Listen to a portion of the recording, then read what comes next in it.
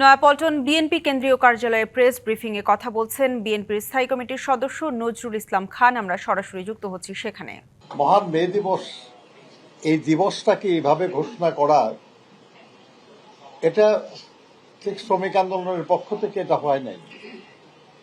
প্যারিসে অনুষ্ঠিত international socialist ইউনিয়নের সেকেন্ড কংগ্রেসে এটাকে মে দিবস হিসাবে ঘোষণা করা হয়।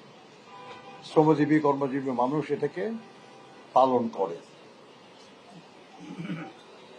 আমরা খুব বলার চেষ্টা করি, বোঝার চেষ্টা করি।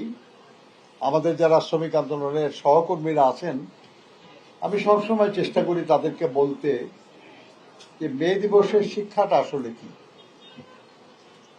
এটা আসলে খালি মে দিবস বলে পালন করা কিছু আসে যায় না, এর শিক্ষাটা গ্রহণ করা দরকার।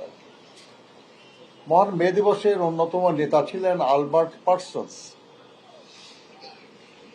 তাকে ফাঁসি দেওয়ার আগে, মিথ্যা অভিযোগে ফাঁসি দেওয়া হয় তাদের, ওনাকে ফাঁসি দেওয়ার আগে দিয়ে উনি বলেছিলেন যে আজকে তোমরা তোমাদের ক্ষমতার দর্পে আমাদেরকে আমাদের কণ্ঠ স্তব্ধ করে দিচ্ছ, কিন্তু এমন একদিন আসবে যেদিন শুধু আমাদের কণ্ঠ শোনা যাবে, তোমাদের কণ্ঠ শোনা যাবে না। তাই হয়েছে। এখন সারা দুনিয়ার শ্রমজীবী মানুষের কণ্ঠে মে দিবসের শহীদদের কথা, মে দিবসের কথা, কিন্তু যারা সে সময় বিরোধিতা করেছিল তাদের আজকে চিহ্ন মাত্র নাই।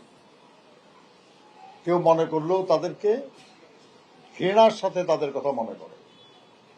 সেখানে ব্যবসায়ী ছিল, সেখানে শিল্পপতি ছিল, সেখানে রাজনীতিবিদ ছিল, সেখানে সংবাদপত্রের মালিক ছিল, যারা জুরি বোর্ড করে এই নিরপরাধ শ্রমিক নেতাদেরকে ফাঁসি দেয়।